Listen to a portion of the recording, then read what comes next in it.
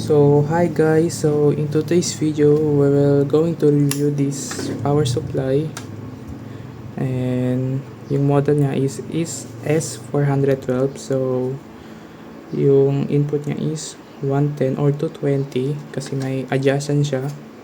Pwede yung gamitin is 110 or 220. So dito sa Pilipinas is 220, so gagamitin ko yung 220. And yung output niya is 12 volts, 33 amps or 400 watts. Pero may adjacent siya, and you can adjust it from 9 volts to 15. So try natin kung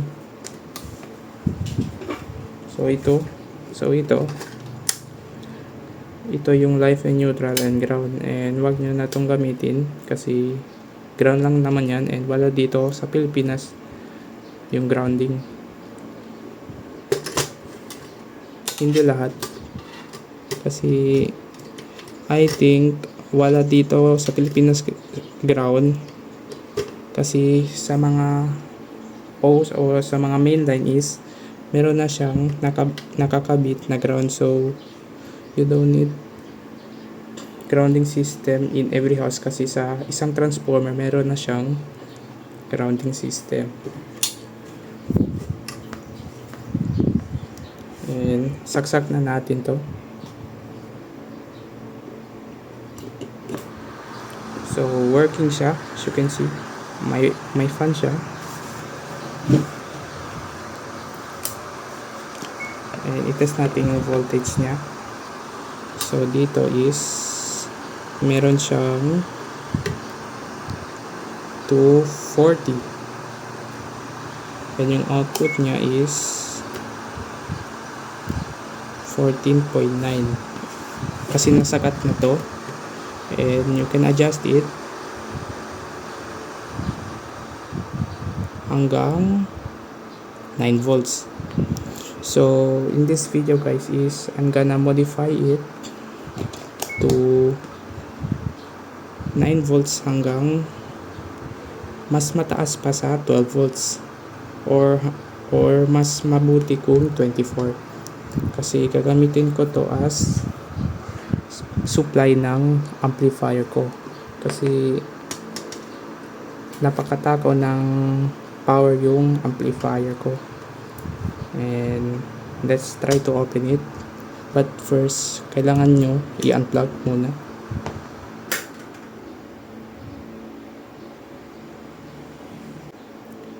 So buksan na natin to guys.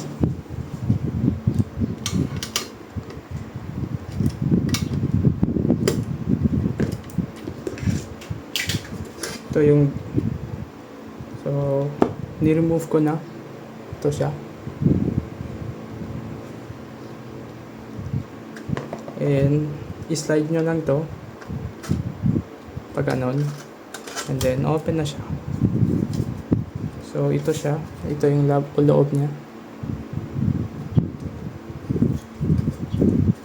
So may naobserbahan ko is direkta yung fan niya sa output, and kaya kapag tinaas ko ng 15 volts ay mas nalalakasan to ng fan, and that's very not good kasi as you can see 12 volts lang yung maximum niya. So lagyan ko to ng buck converter para hindi siya ma-over voltage. And ito siya, as you can see, ito yung MOSFET niya, and ito yung capacitor niya sa output. So ang gagawin ko is papalitan ko to ng ganito 1K to 1K to, and try ko muna i-experiment kung ano yung perfect na resistance or value ng potentiometer ko. So i-remove na natin to mga screw.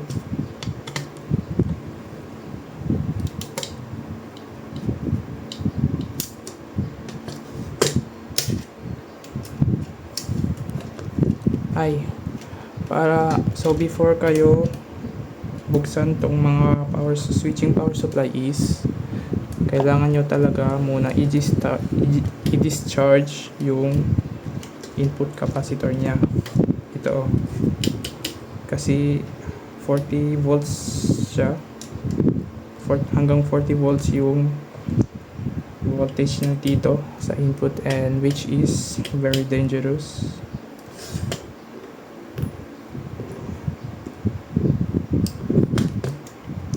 And dito yung screw niya sa sticker.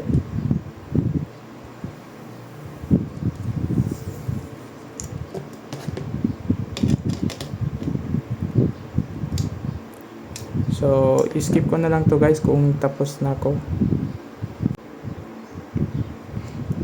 So, tapos na siya guys. So, ito na siya. Ito siya.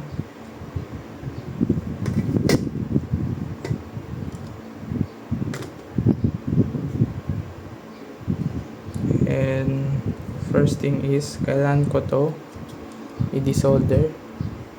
Tapos, i-experiment ko kung ano yung perfect na value. Kasi ito, I think, hindi ko sure kung hanggang anong voltage yung maximum niya and minimum. So, I'm gonna experiment it. So, i-remove nyo lang to. So guys, ito yung mga napalitan ko. Ito ay 1K potentiometer and 1.5K. 1.5K. And ito siya.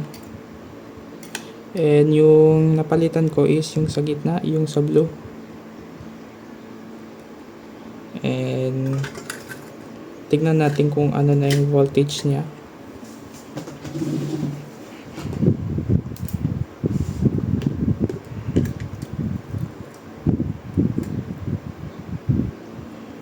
So, connect muna natin yung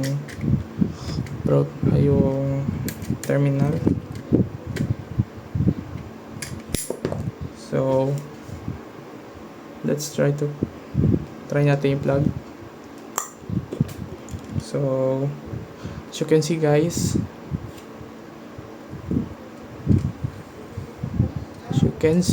sa gitna pa lang siya is 7 na yung try natin yung pinaka lower. So yung lower niya is 5.5, which is definitely good. Parang power supply na talaga siya sa adjustable power supply. And then kasi yung before niya is 9 volts and ngayon 5.5 na. And try natin yung maximum. Kasi yung dati na maximum niya is 15. So let's try natin yung maximum niya. So lapas na siya. So yung maximum is 21. Pero wag muna natin isagat to kasi yung capacitor niya is only 16 rated volts. So let's try to change this to capacitor and lagyan natin to ng voltmeter and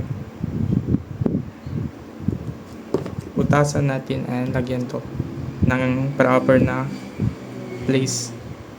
So i-plug muna natin.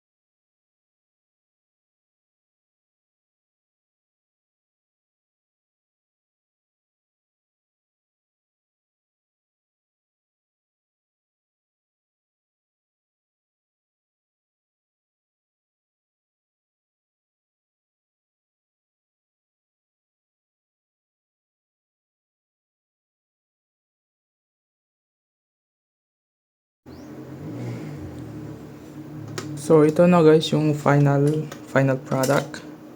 So ito yung inside niya. So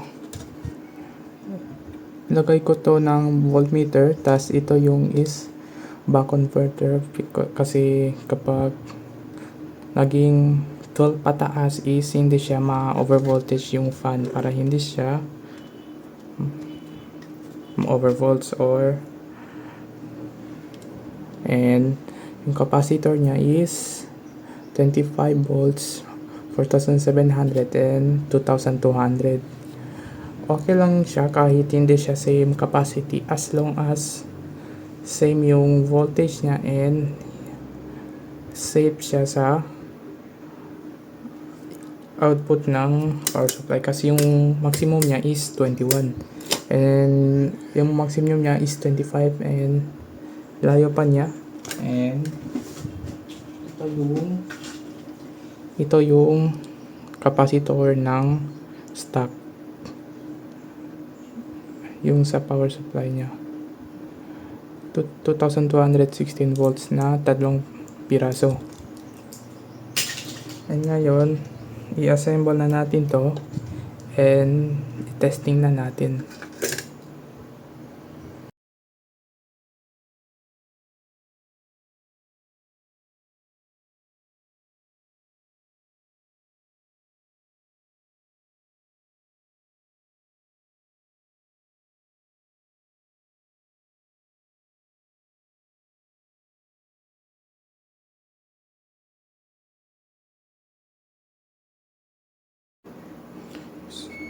Ito na yung finished product niya guys.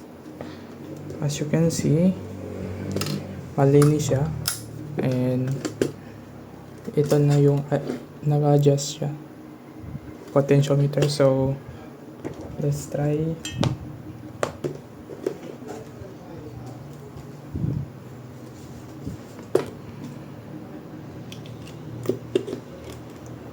As you can see, 7.8.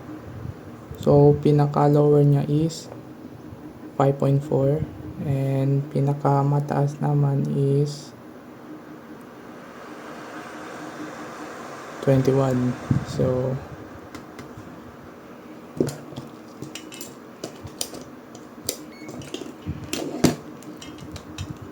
try natin lagyan ng voltmeter dito. Tingnan natin kung may voltage drop siya kapag may load.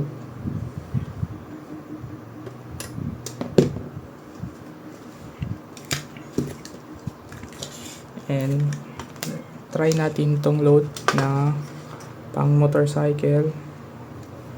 Base spec is 25 watts per bulb. So I think 50 watts kasi dalawa siya.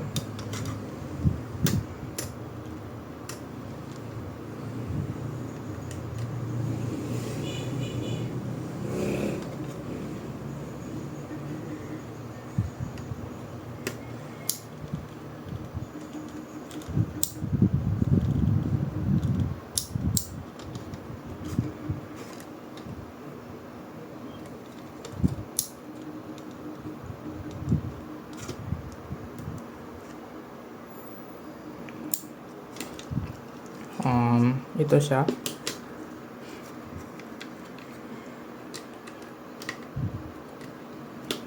Try natin sa pinaka lower voltage.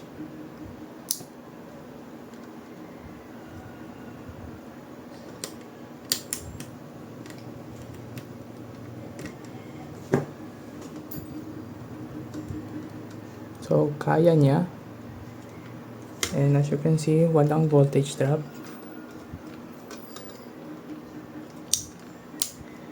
Let's try sa 12 volts.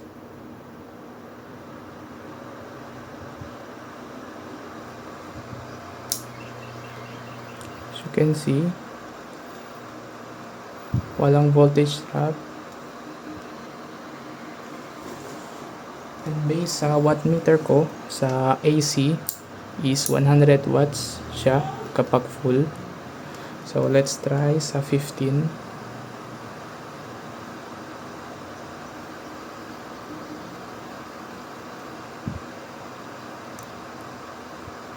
So 15.